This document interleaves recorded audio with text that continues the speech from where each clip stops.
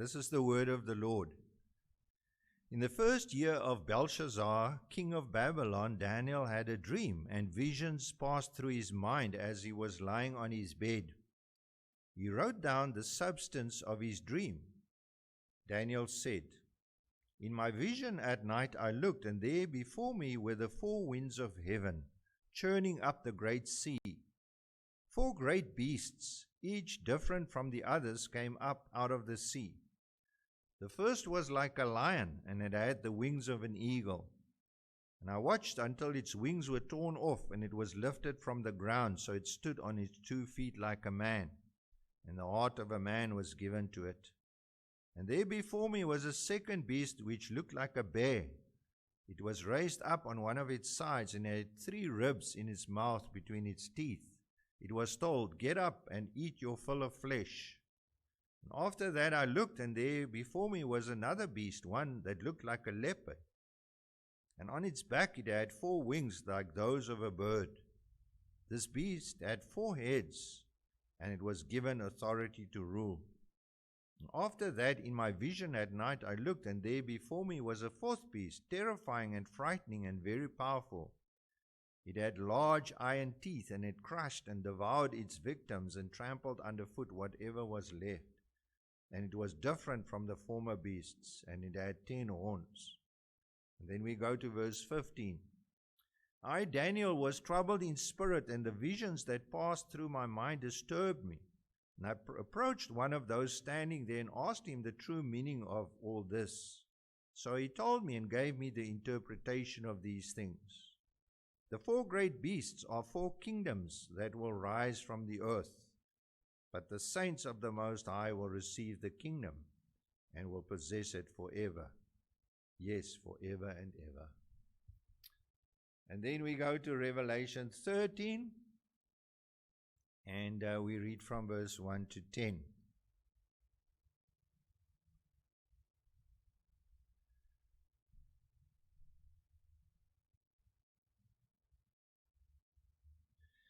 And the dragon stood on the shore of the sea, and I saw a beast coming out of the sea. He had 10 horns and 7 heads, and with 10 horns on his crowns on his horns, and each head a blasphemous name.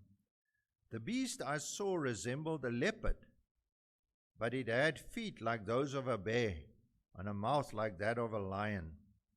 The dragon gave the beast its power and its throne and great authority.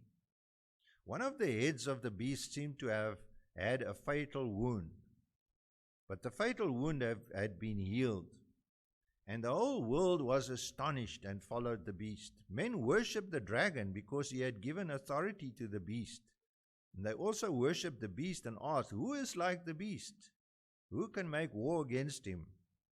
And the beast was given a mouth to utter proud words and blasphemies, and to exercise his authority for 42 months. He opened his mouth to blaspheme God and to slander his name and his dwelling place and those who live in heaven. And he was given power to make war against the saints and to conquer them. And he was given authority over every tribe, people, language, and nation. And all inhabitants of the earth will worship the beast, all whose names have not been written in the book of life belonging to the Lamb that was slain from the creation of the world. He who has an ear, let him hear. Anyone has to go into captivity he will go. If anyone is to be killed with a sword he will be killed. This calls for patient endurance and faithfulness on the part of the saints. This is the word of the Lord, and may God add his blessing to the reading of his word. Now today we're going to just look at this beast from the sea, the beast from the sea. And we start by considering that great kingdoms throughout human history, great kingdoms and great rulers have arisen upon the earth. And if you think of the past, there are many.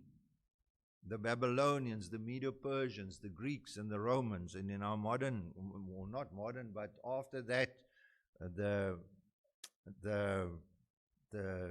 great empires of the world that have come along, great leaders.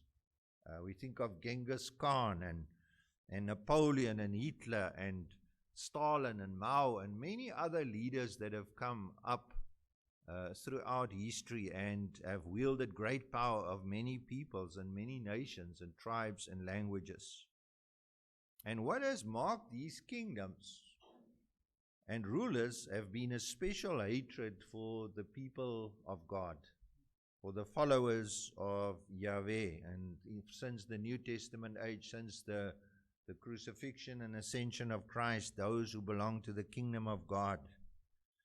And in this book of Revelation, we look at a series of 7 scenes that the Apostle John saw. In scene number 4, we 7 visions that he saw. We're in scene number 4, and we are looking at what is going on in the world, what is the power behind the things that we see happening in the world, the power lying behind kingdoms and rulers and authorities. And John gives us 7 scenes, and they all start with the word and with the phrase, and I saw or I looked, like in verse 1, and I saw. And then you can look in verse 11, then I saw. And chapter 14, verse 1, then I looked. So there are 7 of these scenes. And the first visions, well, the first of these visions are that of the beast from the sea. The beast from the sea.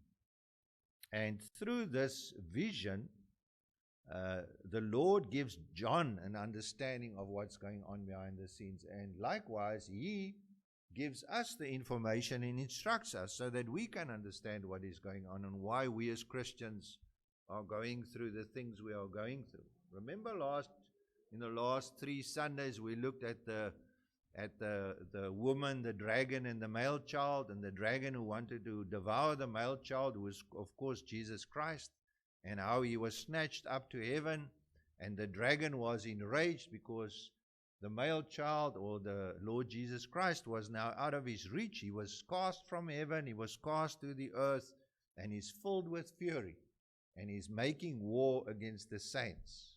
And that's sort of the idea that we need to understand. And now we go behind the scenes to look at what is going on in the world. And the first thing we want to notice is the nature of the beast.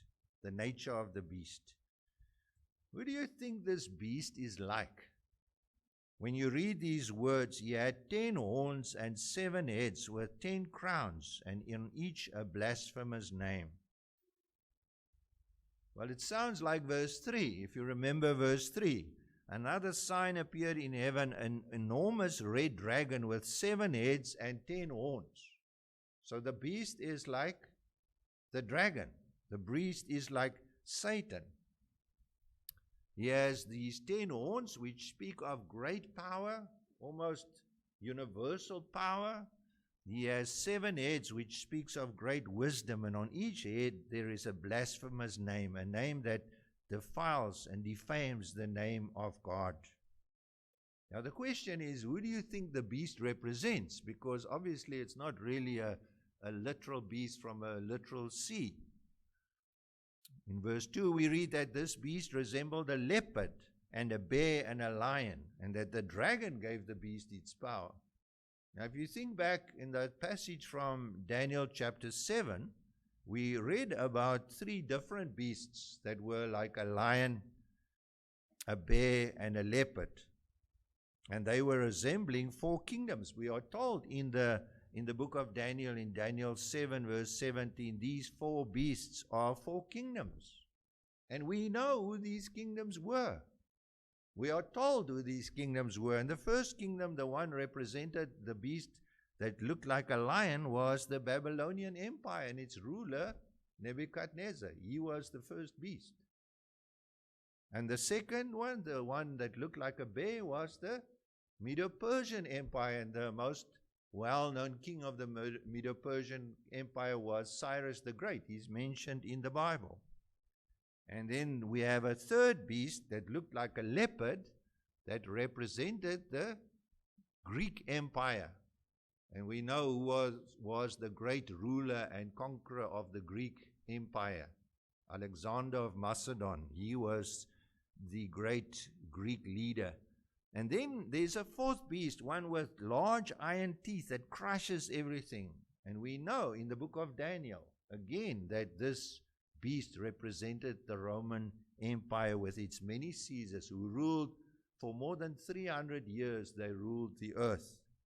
So if the beasts in Daniel chapter 7 represents these empires or kingdoms, then the same is true here in Revelation 13. This beast from the sea is representative of many powerful kingdoms and empires, because the book of Revelation is a symbolic book. It represents us with things that are happening throughout all the ages, for all time. So it's true as was true in the day of John the Apostle, so it's true today. And as the people in John the Apostles, they understood it, so we can understand it for our time as well. And these beasts and these that come up from the sea represent different kingdoms or empires. Now let me say one thing that has changed from the time of the Apostle John to now is that these beasts are not just political entities. They're not just political empires. I think in the modern age that we are living in, there is another kind of empire that is risen upon the earth, and these are economic empires. There are great corporations that wield, in many cases, more power than many, many countries. And there, you know who they are: Facebook, Amazon, Pfizer, Tesla, all these great companies.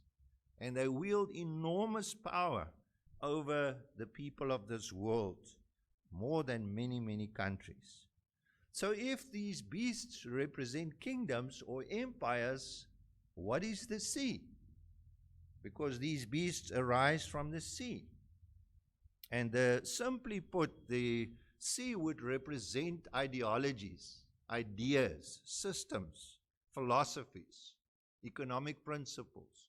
And the idea is that the sea is restless, always heaving, going backwards and forwards, up and down. It's heaving and casting up foam and debris. And just so the sea of all the ideas of this world, all its philosophies, all its ideas, all its ideologies, all its principles are always casting up new kingdoms, new empires. When people seize upon these things and build their own kingdoms. So to sum up, the beast represents every single kingdom that arises from the earth, from this world. What do you think the meaning of the fatal wound is from which the beast recovers? Because it says in verse 3, it says, one of the heads of the beast seemed to have had a fatal wound, but the fatal wound had been healed. And the whole world was astonished and followed the beast. So this beast had a fatal wound on one of its heads, and it seemed to die. And it almost gives us an idea, like Christ. You know, he also seemed to have died and rose again. And what we see is that in these beast systems, in these kingdoms and these empires and the ideas that influence them, they seem to flounder and die. Sometimes they seem to pass out of existence, but they revive again. Let me give you an example. Communism, the ideas of Marxism and Leninism in the USSR gave rise to the powerful Russian kingdom or empire under Stalin and all its leaders, or Maoism, which gave rise to the vast Chinese empire under Mao and all the leaders that followed afterwards.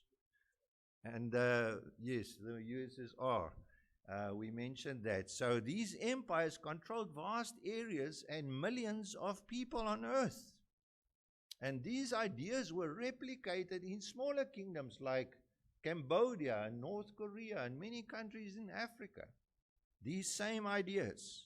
And then I remember there was a time when the Berlin Wall fell and the USSR splintered up into all these little countries, and people were walking around smiling and saying, communism is dead, Marxism is dead. Remember that day? Well, my friends, unfortunately, this beast is still very, very much alive. And in the West, Most of our universities are controlled by new Marxist thought, and it's alive and well in the West. And these students, they gain these ideas and they are let loose in the world, and they control our social networks, our politics, our media and news agencies, our education, our public opinion, and their propaganda is relentless. It's relentless. And then, of course, there's another ideology or political system which is called Islam. The sea gives rise, these ideas of Islam are political. And we know that there were great Islamic empires like the Ottoman Empire, which seem to have died. But we know that there are many, many, many countries in the world today that are controlled by Islamic political ideology and live under Sharia law. So the beast doesn't die. It may change its form, it may suffer a setback, and it will just pop up in another place. And I'm just mentioning these two because I think these are the two greatest ones I can think of in our modern age. Now the question is, why is it so dangerous? These ideas. Why are these ideas so dangerous, giving rise to the beast? And that leads us to our second point, the blasphemy of the beast. Notice in verse 4, men worship the dragon because he had given authority to the beast. And they also worship the beast and asked, who is like the beast? Who can make war against him? In short, the beast takes the place of God.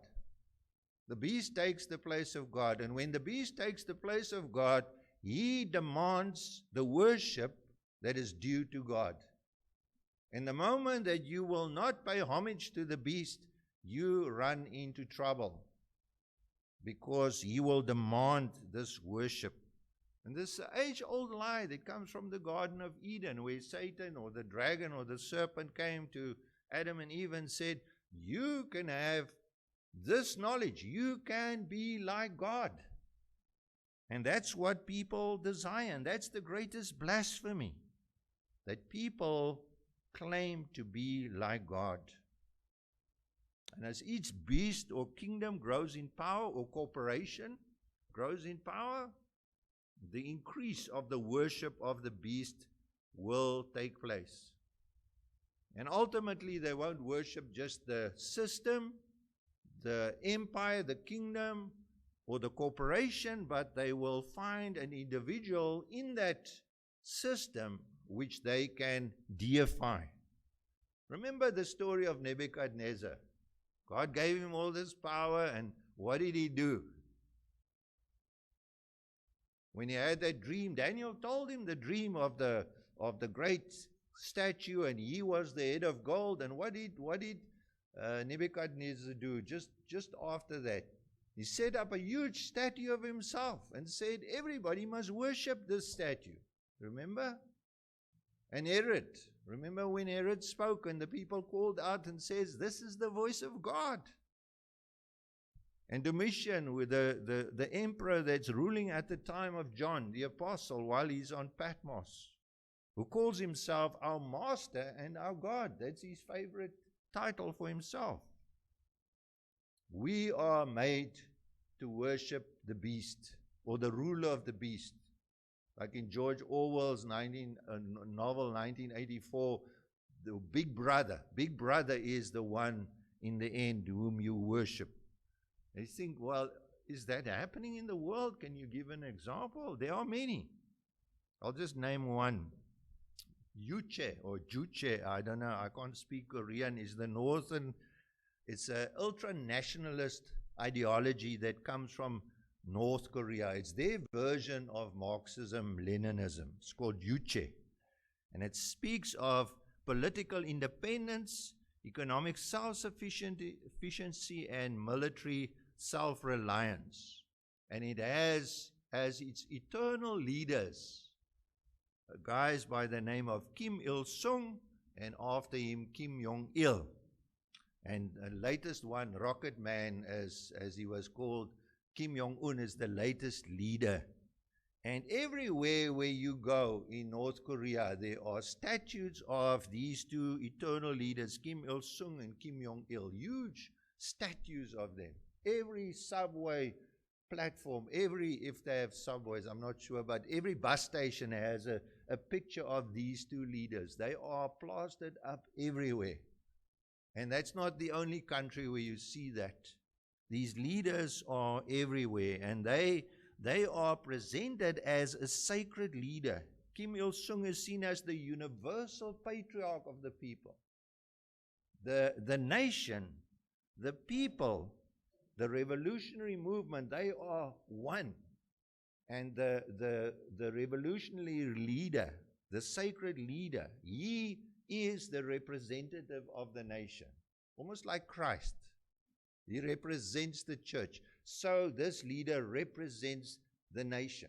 And what the leader thinks, that's what the nation thinks. What the leader does, that's what the nation does. And he's venerated as a god. And that is, unfortunately, in many countries of the world. He's placed in the popular center of everything. He is the leader of the masses. He represents the people. He is the people.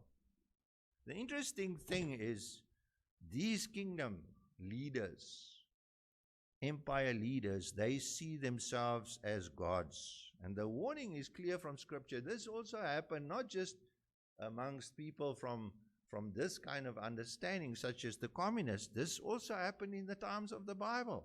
In Psalm 82, verse 6, the rulers of Israel, the judges of Israel, those who sat in the law courts, they thought of themselves as gods.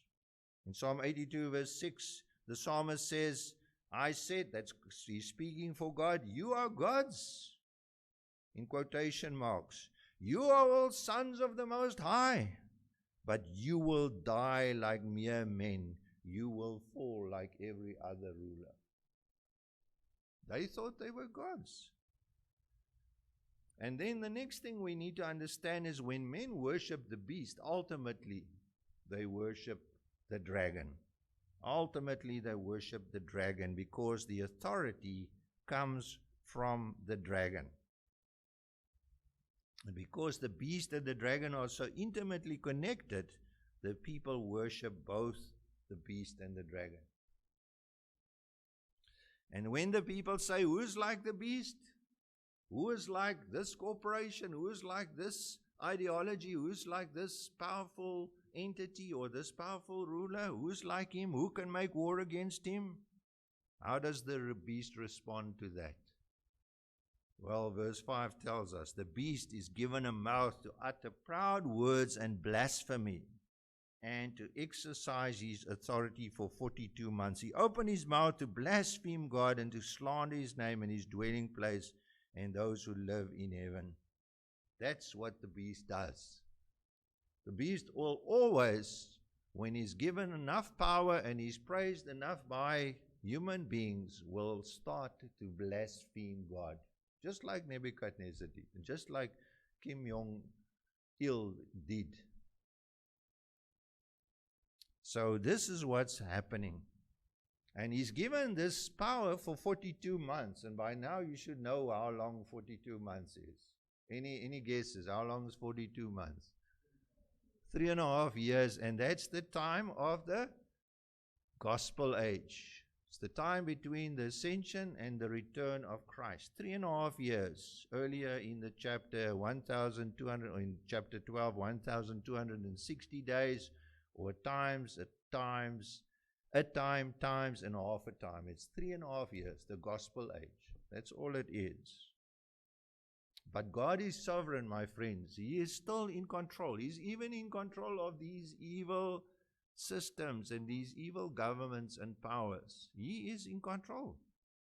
And He allows them to reign, to come up and reign for a while. Notice what Daniel says. He says in Daniel 2 verse 20, he says, praise be to the name of God forever and ever. Wisdom and power He is. He changes times and seasons. He sets up kings and deposes them. He gives wisdom to the wise and knowledge to the discerning. In verse 37, he speaks to King Nebuchadnezzar. He says, the God of heaven has given you dominion and power and might and glory. In your hands he has placed mankind and the beast of the fields and the birds of the air. Wherever they live, he has made you ruler over them all. It wasn't the Babylonians who gave Nebuchadnezzar ultimately the power. It wasn't the dragon. Yes, the dragon inspired him. The dragon gave him the power, but God allowed it ultimately. God is in control. So if God or the dragon inspires these godless political systems and empires, where does it leave us? What does it mean for the church, for the saints of God? And that's the third thing we need to look at this morning. The persecution by the beast. He was given power to make war against the saints, verse 7, and to conquer them. And he was given authority over every tribe, people, language, and nation. And all inhabitants of the earth will worship the beast, all whose names have not been written in the book of life belonging to the Lamb that was slain from the creation of the world. The beast is given power to make war not only against the saints, but also to make war against the people of the world. He controls all nations, tongues, tribes, ethnic groups, all over the world, these beasts, and there are different ones in different kingdoms. They rule over the people of this world, and they force them to worship. Either the people worship by themselves, saying, who is like the beast, who can make war against him, and they worship the beast, or they are forced to worship the beast, except those who have their names written in the Lamb book of life.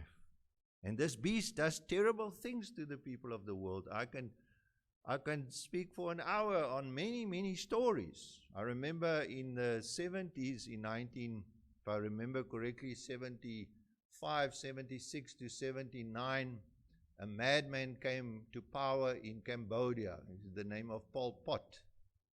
And he and his three friends turned the whole country into a giant farm. Everybody had to leave the cities and go and live on a giant farm. And he also turned the country into a slaughterhouse. He slaughtered 1/3 of the population of Cambodia.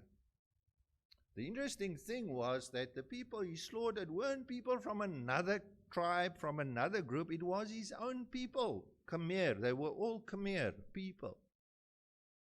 And he slaughtered his own people, 1/3, up to 1/3 of his own people.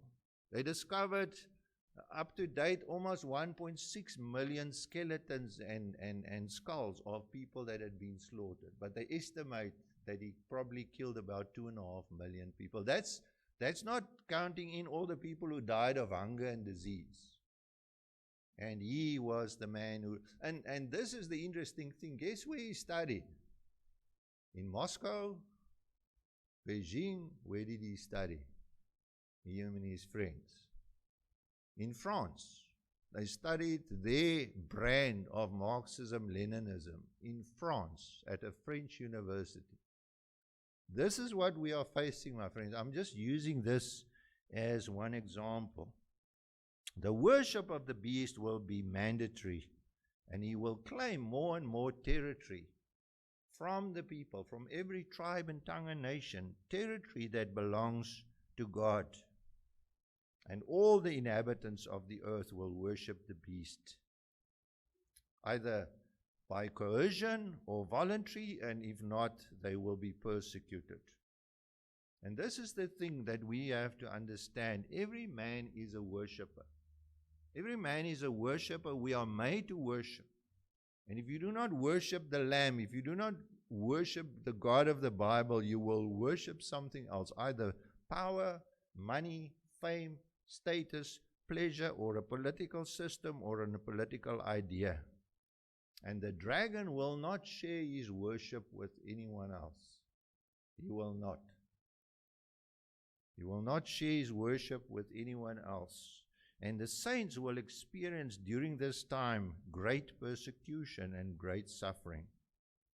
And you know what? You can always worship the beast. You will be fine.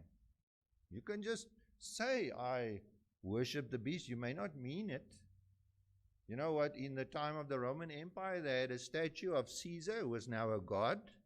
And in front of the Caesar, there was a little flame that burnt, and there was a bowl of salt. And you would take a pinch of salt, and you would drop it into the fire. And if the salt is dry and you put it in the fire, it sparkles.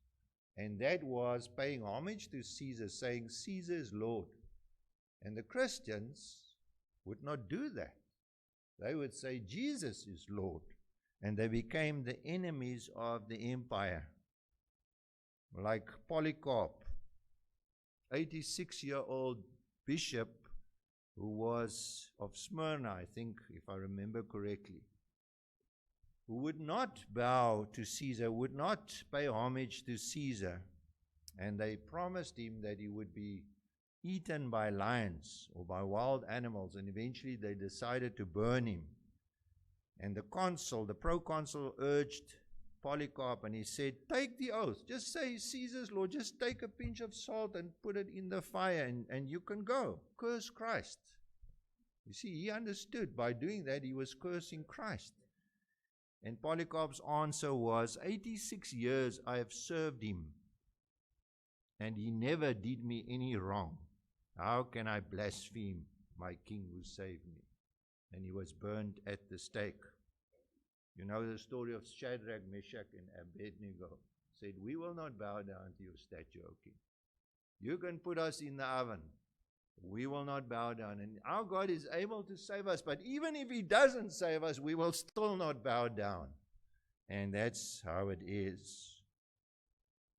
When the state or the system becomes the power and the source of law and worship, martyrdom is not very far behind.